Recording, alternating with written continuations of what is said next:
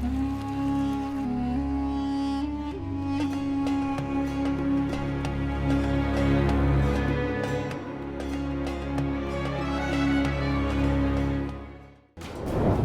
गोरखनाथ की तपोस्थली नेपाल, बाघ भैरव का अलौकिक धाम नेपाल, गुहेश्वरी माँ का दिव्य धाम नेपाल, दूधेश्वर महादेव का तीर्थ नेपाल, तंत्र विद्या से बना नेपाल और नेपाल से जुड़ा योगी कनेक्शन। जानिए जटाधारी तांत्रिक रुद्रनाथ महाराज से, वो भी सिर्फ और सिर्फ धर्म ज्ञान पर। जितना ज्यादा देंगे उतने अच्छे से मिल जाएंगी। अच्छा, आप तो नेपाल जाते रहते हैं गुरुजी। नेपाल को लेकर एक चीज बड़ी प्रचलित है कि वो वहां पर सनातनी लोग ज्यादा है, पूजा पाठ ज्यादा करते हैं, 2 टाइम जोत बाती उनके यहाँ पर होती है। लेकिन तंत्र के मामले में भी नेपाल में बहुत सारी ऐसी खबरें आती हैं, हम लोग पढ़ते हैं। तो कुछ बताएं अगर आप, क्योंकि आप तो नेपाल, मैंने कहा आप जाते रहते हैं, वहां पे इतना ज्यादा तंत्र क्यों है?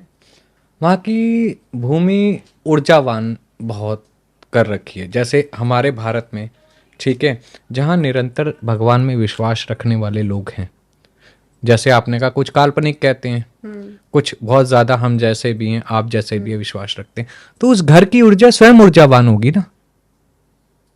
जहां आप दीपक लगा रहे हैं, हाथ जोड़ रहे हैं, तो वहां सकारात्मकता ऊर्जा ऑटोमेटिकली होगी। इसी प्रकार वहां की भूमि में 2 टाइम हर घर में जोत लगती है, तो वो ज्यादा ऊर्जावान है, इसलिए वहां की चीजें ज्यादा तेज कार्य करती हैं। फिर गुरु गोरक्षनाथ महाराज की तपोभूमि रही है मृगस्थली, स्वयं गुरु गोरक्षनाथ वहाँ पे रहे हैं, और वहाँ पे स्वयं एक गुहेश्वरी देवी आदि शक्ति पीठ है, ठीक है। जैसे माँ कामाख्या का आगे का भाग देवी कामाख्या में गिरा था, पीछे का भाग गुहेश्वरी देवी अच्छा, नेपाल में है, और पशुपतिनाथ से सिर्फ 500 मीटर की दूरी पे है, ठीक है। और वहीं पर माना जाता है कि एक डोलेश्वर महादेव है, ठीक है, जो भगवान केदारनाथ का सिर बताए गए हैं। अच्छा, हाँ, कि अगर आप केदारनाथ के दर्शन कर रहे हैं तो आपकी यात्रा तब तक केदारनाथ की पूर्ण नहीं होती जब तक आप डोलेश्वर महादेव के दर्शन नहीं कर लेते। तो कुछ ऐसी ऐसी छोटी छोटी जिससे लोग अभी अपरिचित भी हैं कई जगह पे, है ना। अब वहाँ पे अब सबने देखिए भैरव को एक उग्र रूप में देखा हुआ है ना, अलग अलग। लेकिन नेपाल में एक जगह है कीर्तिपुर, ठीक है, काठमांडू में, वहाँ पे भैरव का एक स्वरूप है बाघ भैरव। अच्छा, ठीक है, बाघ की तरह फेस है और बाघ भैरव है वो, ठीक है, और वहाँ के क्षेत्रपाल है। तो ये तो सनातनी वाली बात हुई ना, तंत्र क्यों होता है वहां पर ज्यादा? वहाँ पे मैंने कहा ना, वहाँ की जो ऊर्जा है वहाँ वो बहुत तीव्र है। नहीं तो वो तंत्र किस लिए करते हैं, मतलब वो मैं पॉजिटिव एस्पेक्ट में समझूं उसको? पॉजिटिव में ही करते हैं। अच्छा। है ना, कभी आपने सुना नहीं होगा कि वहाँ नेगेटिव हुआ है या कुछ हुआ है ना, पॉजिटिव में करते हैं मोस्टली। वहाँ क्या है कि वहाँ 2 टाइम की बत्ती लगती है, और कुछ लोगों का वहाँ का भाव बहुत ज़्यादा है, तो कुछ लोग ऑटोमेटिकली इसमें प्रवेश कर जाते हैं। कई लोग ऐसे हैं जो घर में हैं, गृहस्थी हैं, ठीक है, अच्छी सेवा पूजा पद्धति करते हैं वहाँ पे, तो भाव आप वाली बात बड़ा होता है। देखिए, सबसे भोले पता कौन होते हैं? हम इंसान बहुत चतुर है, बहुत ज़्यादा चतुर है।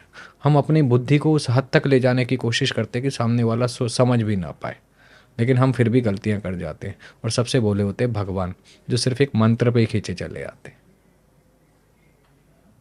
और हमें बड़ी गाड़ी वाला लेने आएगा तो जाएंगे, इस पे पैसा कितना है, इसका घर कितना बड़ा है, हमारे अंदर ये चीज़ें चलती हैं।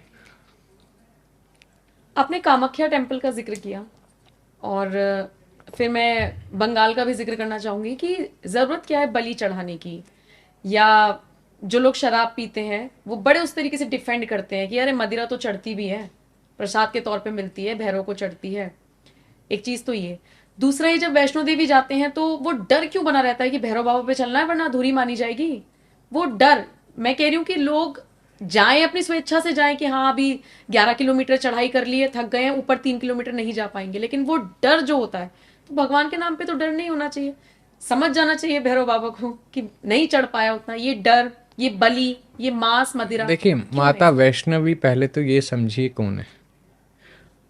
आधे से ज़्यादा लोग ये समझते हैं कि माता वैष्णवी देवी दुर्गा हैं।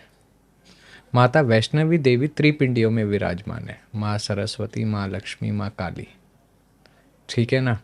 और माता जो भैरव है माँ, वो भैरवनाथ, वो भैरव नहीं है भगवान भैरव, अच्छा। वो भैरव हैं गुरु गोरक्षनाथ जी के शिष्य रहे भैरवनाथ, एक साधक, ठीक है, वो प्रचंड शक्तियों सिद्धियों वाले, ठीक है। तो जब उनके अंदर ग्लानि भाव आया, कुछ भाव ऐसे आए जो गलत है, तो माता वैष्णवी देवी ने उन्हें समझाने की बहुत कोशिश करी थी, नहीं समझे।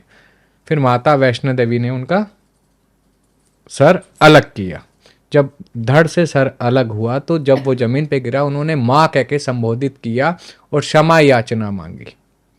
जब क्षमा याचना मांगी तो माँ से कहा कि मुझे क्षमा कर दो, तो माँ ने वरदान दिया था कि मेरे दर्शन के बाद जो तेरे दर्शन करेगा तो तेरी यात्रा सफल होगी। तो वही प्रथा चली आ रही है। और कामाख्या टेम्पल में बलि, या फिर वेस्ट बंगाल में कई मंदिरों में सुनने को मिलता है। देखिए, ये पूर्व काल से चली हुई आ रही है, ठीक है। अगर आप समझोगे माँ के रूपों को, माँ को तंत्र के हिसाब से समझोगे, तो उसमें कई स्वरूप भी माँ के बताए गए हैं जो उग्र हैं।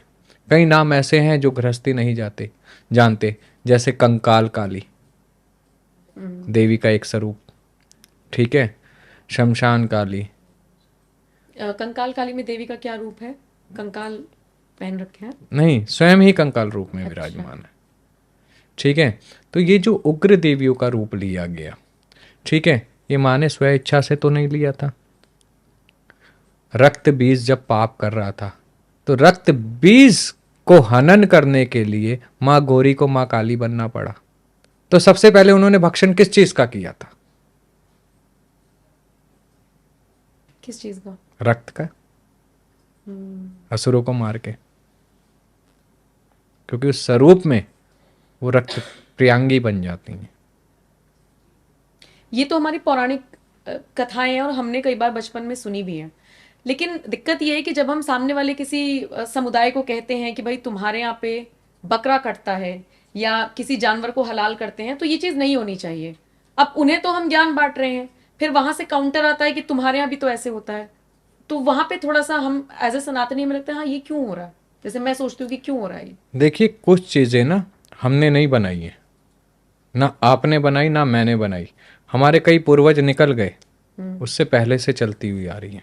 इसके पीछे का रहस्य, इसके पीछे की गाथा है ना तो हम समझ सकते हैं अभी, ना आप समझ सकते हो, क्योंकि ये प्रकृति है और अब प्रकृति स्वयं में इतने रहस्य समेट के बैठी हुई है जो संपूर्ण हम ये जीवन बिता दें और अगले 5 जीवन और आ जाएं तो भी उस रहस्य का हम कण मात्र ही जान पाएंगे, क्योंकि वह स्वयं परा आदि शक्ति जगदम्बा है और उसे समझना, उसके रहस्य को समझना आसान नहीं है। जिसे महादेव ने स्वयं पार्वती रूप में पाने के लिए स्वयं महादेव ने 3000 साल देवी कामाख्या में बैठ के तप किया था।